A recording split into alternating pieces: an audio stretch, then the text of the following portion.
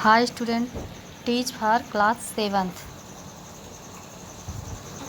Hindi first में हम लोग लेसन 6 की रीडिंग करेंगे। लेसन 6 हमारा है रक्त और हमारा शरीर। दिव्या अनिल की छोटी बहन है। यूँ तो वह शुरू से ही कमज़ोर है, लेकिन इधर कुछ दिनों से उसे हर समय थकान महसूस होती रहती है। मन किसी काम में नहीं लगता। भूख पहले से ही कम हो गई है। अस्पताल में उसे डॉक्टर ने देखा तो कहा, लगता है दिव्या के शरीर में रक्त की कमी हो गई है। तो जांच करा कर देखते हैं। यह कहकर उन्होंने दिव्या को रक्त की जांच के लिए पास के एक कमरे में भेज दिया। वहां अनिल को अपनी ही जान पहचान की डॉक्टर दीदी दिखाई दी। डॉक्टर दीदी ने कहा, कहो अनिल कैसे आना हुआ।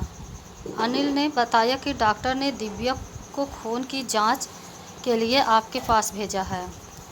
इतना सुनते ही डॉक्टर दीदी ने दिव्या की उंगली से रक्त की कुछ बूंदें एक छोटी सी शीशी में डाल दी और स्लाइड पर लगा दी। फिर अनिल से बोली, अनिल तुम कल अस्पताल से रिपोर्ट ले जाना। अगले दिन अस्पताल पहुंचकर अनिल ने डॉक्टर दीदी के कमरे के दरवाजे पर दस्तक दी। भीतर से आवाज़ आई, आ जाओ। अनिल ने कमरे में प्रवेश किया तो पाया डॉक्टर दीदी सूक्ष्मदर्शी द्वारा एक स्लाइड की जांच कर रही थी।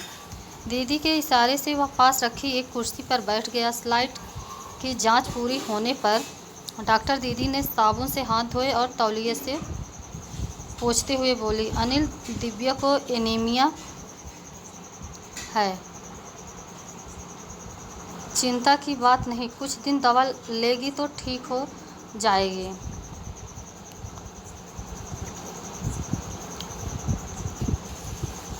अनिल के मन में जिज्ञासा हुई। वह बोला, दीदी एक सवाल पूछूं? हाँ हाँ, क्यों नहीं, डॉक्टर दीदी ने कहा।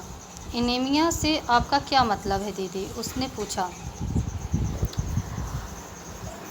बच्चों, एनीमिया के बारे में अनिल को नहीं पता था, इसलिए वह डॉक्टर से कंफर्म करने लगा कि यह कैसे होता है और इसके बारे में वो डॉक्टर से जानना चाह रहा है।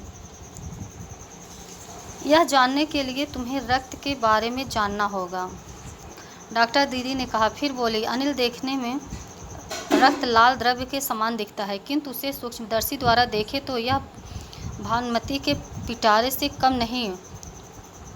मोटे तौर पर इसके दो भाग होते हैं। एक भाग वह जो तरल है, जिसे हम प्लाज्मा कहते हैं। दूसरा वह जिसमें छोटे बड़े कई तरह के कण होते हैं, कुछ लाल, कुछ सफ़ेद और कुछ ऐसे जिनका कोई रंग नहीं, जिन्हें बिम्बाड़ का मतलब है प्लेटलेट कण कहते हैं। ये कण प्लाज्मा में तैरते रहते हैं। इतना कहकर डॉक्टर ने सूक्ष्मदर्शी के नीचे एक स्लाइड लगाई, उसे फोकस किया और बोली, देखो अनिल, सूक्ष्मदर्शी द्वारा जो कण तुम्हें दिखाई दे रहे हैं, ये हैं लाल रक्त कण। स्लाइड देखो। मानो आश्चर्य से उछल पड़ा अनिल। रक्त की एक बूंद में इतने सारे कण, इसकी तो वह कल्पना भी नहीं कर सकता था। वह बोला, इन्हें देखकर तो ऐसा लग रहा है मानो बहुत सी छोटी छोटी बालूशाही रख दी गई हो। हाँ, दीदी बोली, लाल कण बनावट में बालूशाही की तरह ही दिखते हैं, गोल और दोनों तरफ अवतल, यानी बीच में दबे हुए। रक्त की एक बूंद में इनकी संख्या लाखों में होती है। यदि हम 1 मिलीमीटर रक्त ले तो उसमें हमें 40 से 55 लाख कण मिलेंगे।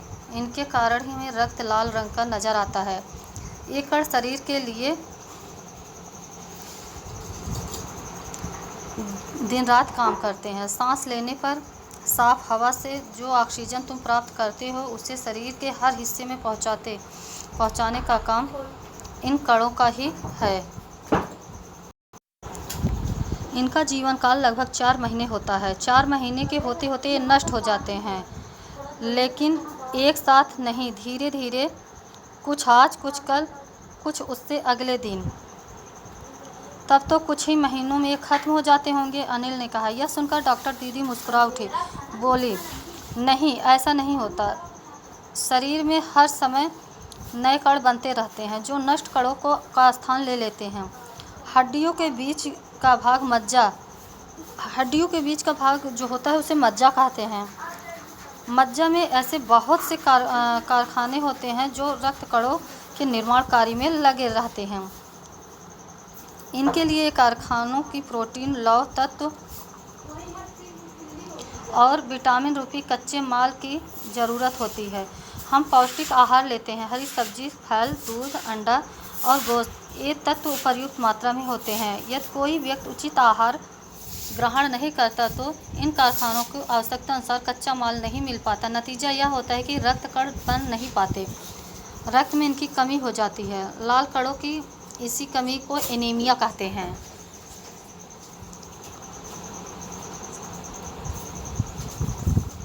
तो यह संतुलित आहार लेने मात्र से ही एनीमिया से बचे रह सकते हैं, अनिल ने सवाल किया। दीदी बोली, हाँ, यह कहना काफ़ी हद तक सही होगा। तो यह एनीमिया बहुत से कारणों से होता है, किंतु हमारे देश में सबसे बड़ा कारण पौष्टिक आहार की कमी है। इसके अलावा इस रोग का एक और बड़ा कारण है पेट के कीड़ों का हो जाना।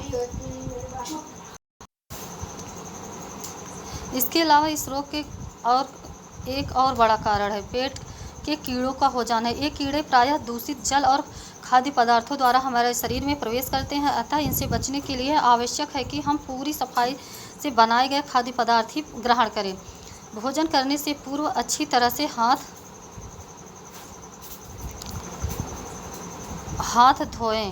धो लें और साफ पानी ही पिएं। और हाँ अनिल, एक किस्म के ये कीड़े भी हैं जिनके अंडे ज़मीन की ऊपरी सतह पर पाए जाते हैं। इन अंडों से उत्पन्न हुए लार्वे त्वचा के रास्ते शरीर में प्रवेश कर आंतों में अपना घर बना लेते हैं। इनसे बचने का सहज उपाय है कि शौच के लिए हम शौचालय का ही प्रयोग करें और इधर उधर नंगे पैर न घूमें। दीदी, यह तो बहुत ही महत्वपूर्ण बात बताई आपने, अनिल बोला। वह पल भर सोच में डूबा रहा, फिर बोला, आपने बताया था कि रक्त में सफ़ेद कण और बिंबाड़ भी होते हैं, शरीर में उनका क्या काम? दीदी बोली, सफ़ेद कण वास्तव में हमारे शरीर के वीर सिपाही हैं। जब रोगाण शरीर पर धावा बोलने की कोशिश करते हैं तो सफ़ेद कण उनसे डटकर मुकाबला करते हैं और जहां तक संभव हो पाता है रोगाणुओं को भीतर घर नहीं करने देते। बस संक्षेप में ये मान लो कि ये बहुत से रोगों से हमारी रक्षा करते हैं। और बिंबाणुओं का काम है चोट लगने पर रक्त जमाव क्रिया में मदद करना। रक्त के तरल भाग प्लाज्मा में एक विशेष किस्म की प्रोटीन होती है जो रक्त वाहिका की कटी फटी दीवार में मकड़ी के जाले के समान एक जाला बुन देती है। बिंबाणु इस जाले से चिपक जाते हैं और इस तरह दीवार में आई दरार भर जाती है जिससे रक्त बाहर निकलना बंद हो जाता है। अनिल बोला, दीदी लेकिन घाव गहरा हो तब तो खून बहता ही चला जाता। हाँ, ऐसे समय में उस व्यक्ति को जल्दी से डॉक्टर के पास ले जाना चाहिए। ज़रूरत समझने पर ऐसी स्थिति से निपटने के लिए कुछ टाँके भी लग पड़ सकते हैं, किंतु डॉक्टर के पास पहुंचने तक के समय में चोट के स्थान पर कसकर एक साफ कपड़ा बांध देना चाहिए। दबाव पड़ने से रक्त का बहना कम हो जाता है जो उस व्यक्ति के लिए काफ़ी लाभप्रद सिद्ध हो सकता है, किंतु अगर बहुत अधिक रक्त बह जाए तो उसे रक्त चढ़ाने की ज़रूरत पड़ सकती है, दीदी ने समझाते हुए कहा। अनिल ने कहा, क्या ऐसे समय में किसी भी व्यक्ति का खून काम आ सकता है? डॉक्टर बोले, अनिल, हर किसी का रक्त एक सा नहीं होता। कुछ विशेष गुणों के आधार पर रक्त को 4 मुख्य भागों में बांटा गया है। ज़रूरतमंद व्यक्ति के रक्त समूह की जांच करने के बाद उसे उसी रक्त समूह पर रक्त चढ़ाया जाता है, लेकिन ज़रूरत के समय यदि उस रक्त समूह का कोई व्यक्ति मिले ही नहीं तब? अनिल ने पूछा। ऐसे आपात स्थिति में एक ही ब्लड बैंक के लिए ही ब्लड बैंक बनाए गए हैं। प्रायः हर बड़े अस्पताल में इस तरह के रक्त बैंक होते हैं जहां सभी प्रकार के रक्त समूहों का रक्त तैयार रखा जाता है, किंतु इन ब्लड बैंकों में रक्त का भंडार सुरक्षित रहे इसके लिए यह आवश्यक है कि हम समय समय पर रक्तदान करते रहें। दीदी ने कहा, क्या मैं भी रक्तदान कर सकता हूँ? अनिल ने पूछा। नहीं, अभी तुम छोटे हो। 18 वर्ष से अधिक उम्र के स्वस्थ व्यक्ति ही रक्तदान कर सकते हैं। तो बच्चों, आपको पता होना चाहिए कि रक्त दान करने के लिए हमारी एज क्या होनी चाहिए? तो 18 वर्ष से कम नहीं होनी चाहिए और वह भी स्वस्थ होने चाहिए। एक समय में उनसे लगभग 300 मिलीलीटर रक्त ही लिया जा सकता है। प्रायः यह समझा जाता है कि रक्तदान करने से कमजोरी हो जाएगी, किंतु यह विचार बिल्कुल निराधार है। हमारा शरीर इतना रक्त तो कुछ ही दिनों में बना लेता है। वैसे भी शरीर में लगभग 5 लीटर खून होता है। इसमें से यदि कुछ रक्त किसी ज़रूरतमंद व्यक्ति के लिए जीवन दान बन जाए तो इससे बड़ी बात क्या होगी? दीदी समझाते हुए बोली।